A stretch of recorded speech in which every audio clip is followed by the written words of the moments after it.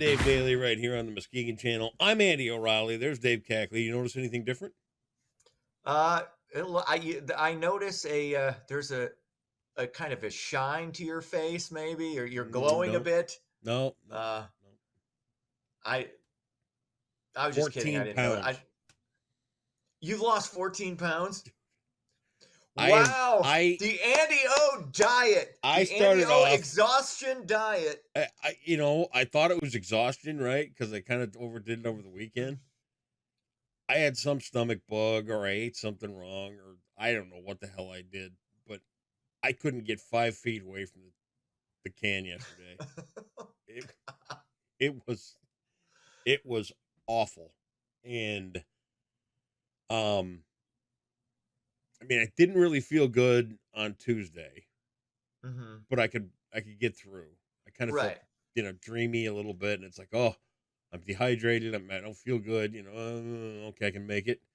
Yesterday, oh my god, oh, That was the apex. That was where you were at, and then you started coming back to Tuesday night, Cindy a little got bit of home from normal. whatever she was doing, and she brought a meatball home from a restaurant. I took one bite, like a fork full of this meatball, just to taste it.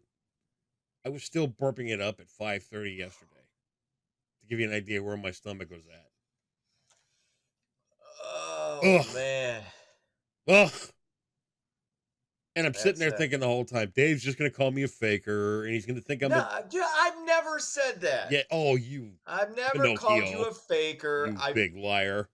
I've called you other things. Mm-hmm. Soft, Yeah, I a show bit of up a to work. dandy. I show up to work before I I show have. up every. I show up to work one day with a pancreas attack going on, There you go. and I lay on the know. floor, and you See? call me soft. Okay, Yeah. yeah. Who's But soft? no, I mean, Nice. no. You've got some inside plumbing, and that's I do have got I some have innards issues. issues. Yes, that's Yeah. true. It's But all right. this was just ugh, Yeah. ugh. It's So okay. Again, and it's your company, so you make these decisions, well, and and you I'm need here to you tell need you, yeah, time. we're gonna make those decisions. If I can't Mhm. be away If from you the can't toilet for physically, 5 minutes, yeah, yeah, you we ain't you sitting can't here do it. doing that.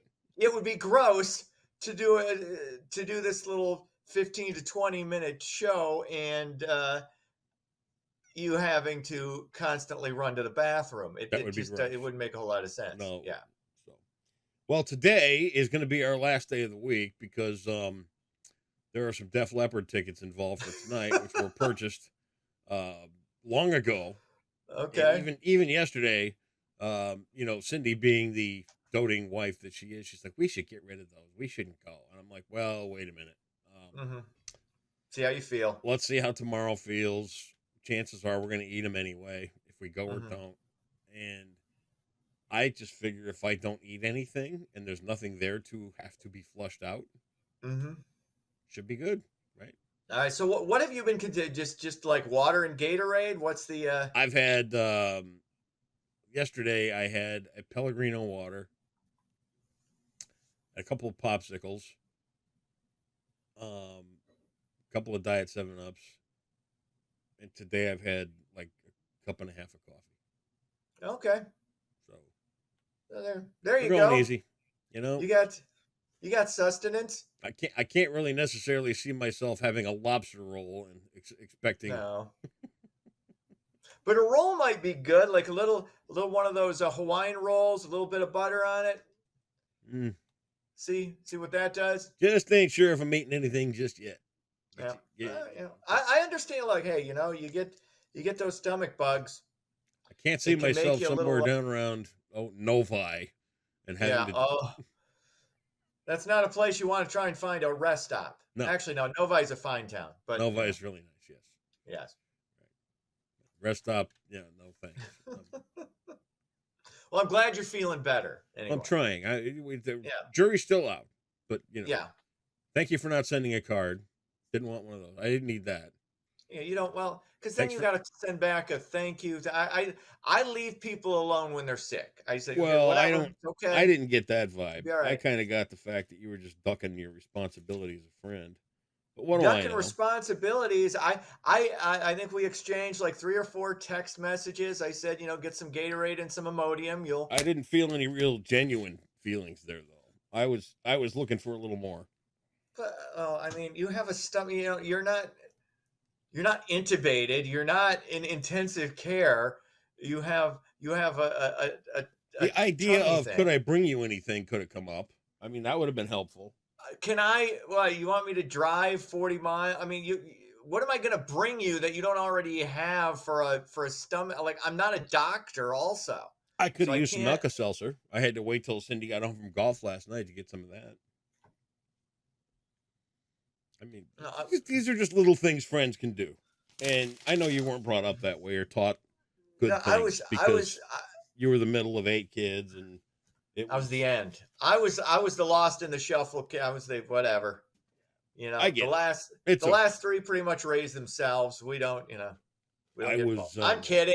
I I'm was kidding. brought up to be a giver. You, on the other hand, were brought up, to be, No, my mom will listen to this and she will be staring daggers at you because she knows how not true that is. okay. But I am glad you're feeling Well, better, and thank you very kindly. I am too. I said some prayers for you. So yeah, you're welcome for that. Uh, the good Lord evidently heard me, and Well, thank you very much. and You're got you among, well. you're, you're among the enlightened who gets heard. Thank you. Okay. Well, it doesn't take. I'm just a simple man, humble man. Hmm. Uh, As simple am I. wants, needs, desires. Simpleton. How I roll. How about All some right. news? All right, let's get into it. The attempted assassination of former President Trump has the Secret Service under scrutiny and at odds with local law enforcement in Butler, Pennsylvania. Secret Service Director Kimberly Cheadle claims the Butler authorities were responsible for securing the building from where the shooter hit Trump last Saturday. However, a former Secret Service agent has said the service is responsible for everything. In fact, Cheadle actually did say that in an interview with ABC News. But she also said she's not going to resign. She's also going to be in front of Congress, I believe, on Monday, Ooh. answering questions. And look, I've said this. I'm a pro forgiveness person. I'm very forgiving of second, third, fourth chances. Hey, I understand. But when your one job is to make sure somebody doesn't get shot, and that person gets shot, I don't know how you keep your job. I don't know how that. This was I mean, this was beyond inept. That was a shit show of a security operation. Nobody can argue that. It's just it, it's baffling how bad that was, and we'll see what comes out of it on Monday. I I, don't know. I guess. What the hell else is going on? Only about 25% of teens say they get the social and emotional support they need. The findings are based on a study of 1,200 kids between the ages of 12 and 17. However, 75% of parents believe they do provide the proper amount of social and emotional support. Obviously, there's a disconnect You there. think? It's probably more important now. You just stay connected with your kids, ask them how they're doing constantly, even if it annoys the hell out of them. It annoys Max.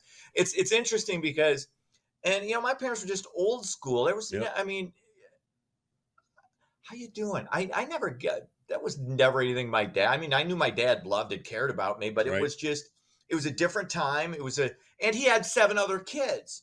So, And I'll tell you what, it's easier when you just have the one. it Be like, okay, starts how's it going? And it starts earlier though. So what you got to do is you got to teach these kids young. I mean, really young, 3, 4 years old, to start communicating in that way. Because when they turn into sullen little teenagers or seventh and eighth graders, that's when the rubber hits the road. That's when you really need to open those channels of communication up because when their emotions start to develop and their different feelings like um, guilt, regret, Mhm. when they first start getting those things popping up, that's when they start to close up. And if you've got that channel open early on in their life to talk to them, it's going to make it a lot easier. So the idea that you can just jump in when they're 13 and they're having problems. If you haven't spoken to them in that way at that point, Mhm. it's going to be difficult. Yeah, I would Even agree. if you're a Yeah, it's parent, yeah. it's going to be Oh, hard. 100%. Um, 100%. but if Yeah, you've done this all the way up till yeah. that point, it's Eh, going to be a little easier. And then even then, you got to remember, if you've talked to these kids and you've opened that channel of communication and you think you're pretty good at it, mhm. new things are entering their life, Oh, and they're 100. new Yeah. things that you don't necessarily know about Mhm. or think that they have any comprehension on how to deal with. Mhm. So it's gonna be hard. How do I Yeah, talk to my dad about this?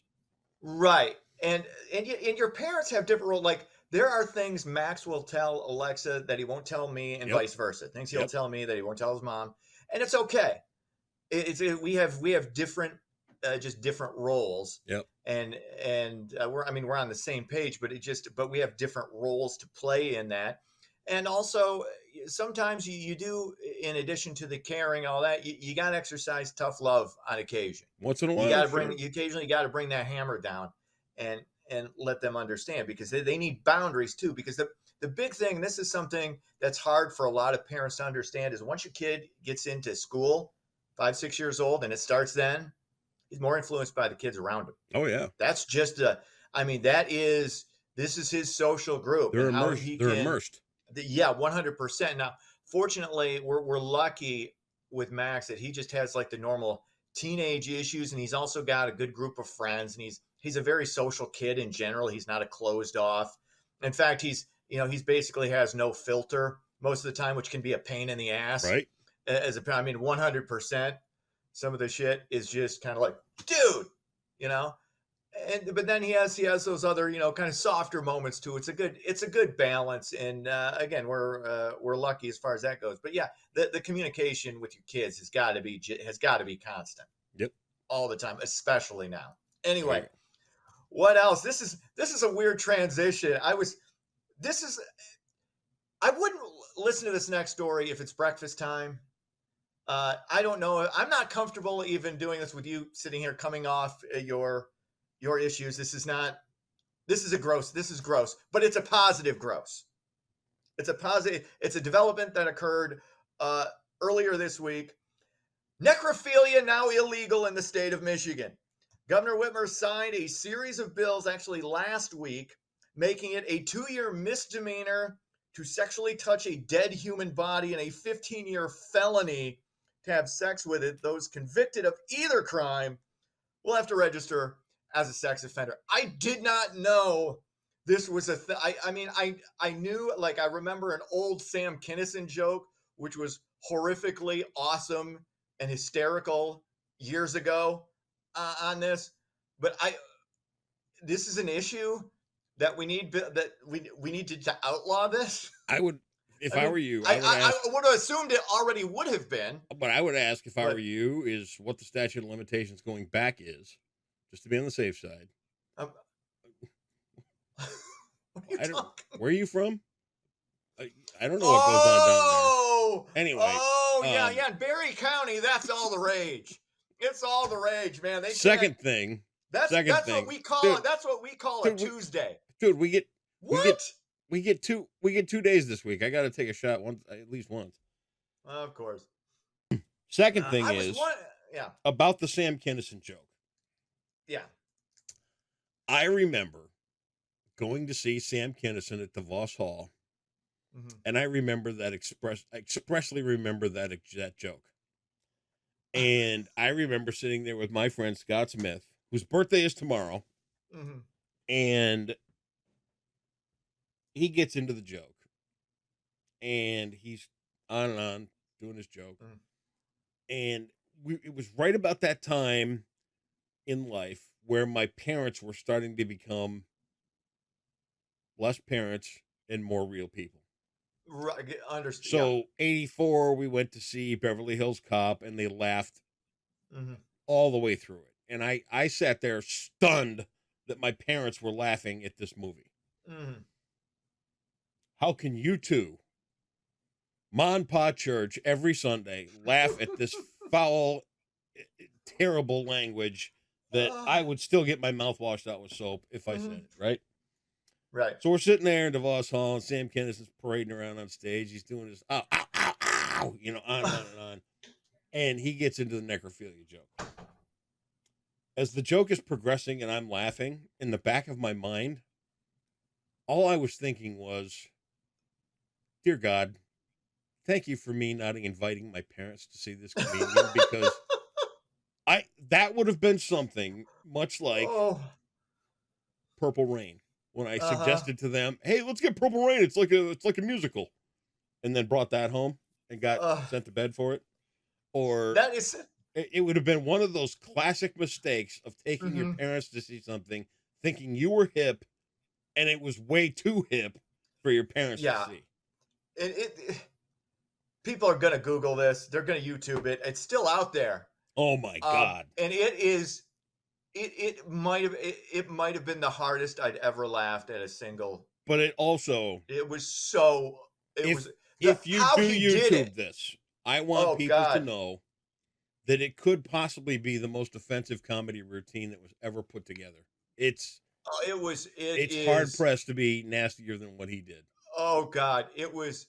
So viewer be warned. Nasty, the greatest. It was. Oh God, I can't. Yeah, I couldn't do a job. I've heard people do renditions of it that were almost as funny as Sam's. Oh my God. But the visual of it, because he did a thing. Oh yeah. At the end of it, where it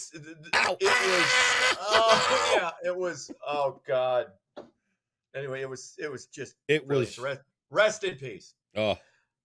Sports.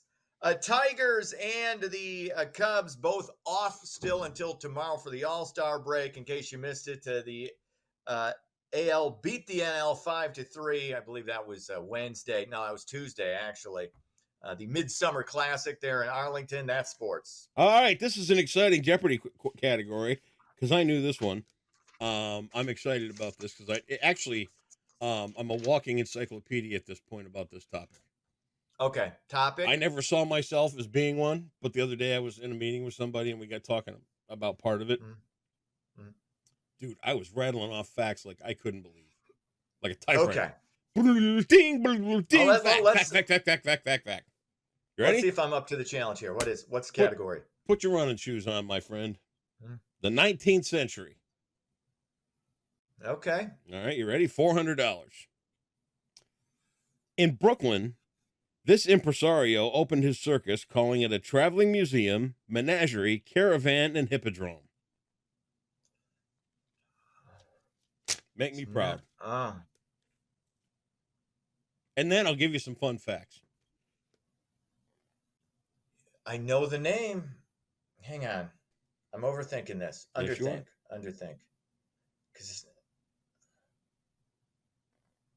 Would it be P.T. Barnum? Congratulations. I'm proud of you.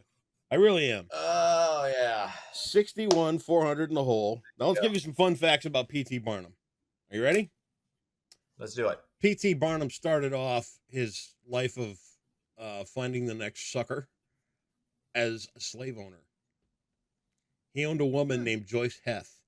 And the first gag was Joyce Heth was George Washington's 116-year-old nursemaid. And he would charge people $0.25 to come and see her. When that act ran out, he went to the newspapers and accused himself of being a liar anonymously and said that she was not a human. She was an automaton covered in rubber. And he got people to pay another $0.25 to come back and see if it was in fact a human or a robot. All right. Now it doesn't excuse the fact he was a slave owner, and that's just deplorable. Well, but he didn't give her a bad life. She played along. But nonetheless, slave owner.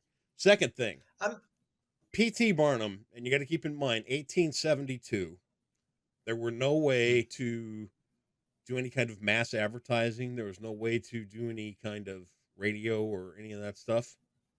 In 1872, P.T. Barnum managed to pull the circus across the country with the museum, the performers, the wagons, and all that other kind of stuff. 1872 was the first year a circus made $1 million at 25 cents and 50 cents a ticket. Can you imagine what it took to advertise a show across the country to draw? I mean, to make $1 million a ticket, you got to get 10, 12,000 people Right. under a tent for every Yeah. show. 3 shows a day. And people didn't have anything else. The thing is, though, he's not competing against anything else. he Like wasn't. the circus is the only entertainment. You And don't you got have one any day a other. year. What other entertainment do you have? You got one day a year.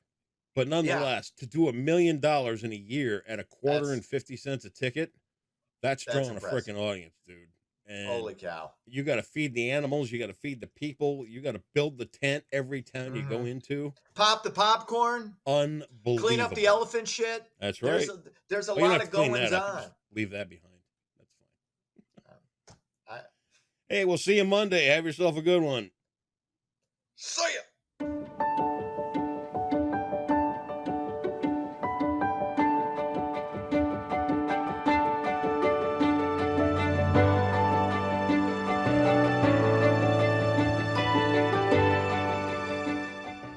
Happy Thursday, Muskegon. We'll have a long period of some very dry, sunny, and comfortable weather. So let's take a look at your forecast brought to you by Trinity Health. Not a whole lot has been changing in our weather headlines the past couple of days, and that is because we've had this high pressure system in place that will continue to build as we move into the weekend, keeping us very clear and mostly dry, along with bringing us some very comfortable temperatures. Your Thursday will be mostly sunny with a high rate around 77 degrees and some wind out of the northwest around 5 to 15 miles per hour. And tonight will cool down to about 57 with clear skies and a light breeze out of the northwest again around 5 to 10 miles per hour. High temperatures across the county are staying in those mid 70s for today, which is a bit below average for this time of year, and along the lakeshore we are right around those lower 70s, so not the warmest day to go to the beach, but we will have a lot of sunshine, so it will still be a great day to get outside. And overall for the next couple of days we'll see a lot of this sunshine and a little bit warmer temperatures than what we'll see today. Friday, tomorrow, we'll have a high rate around 80 with lots of sun. Same goes for Saturday, a couple more clouds though. Sunday 82 as our high, Monday 83, and then next week early on Tuesday is when we finally see another chance to see some rain. It is a very low chance, just about 20%, and we'll have a high around 83 that day as well. But as we move into Wednesday, we have a little bit more of a chance, around 30%, and a high around 81.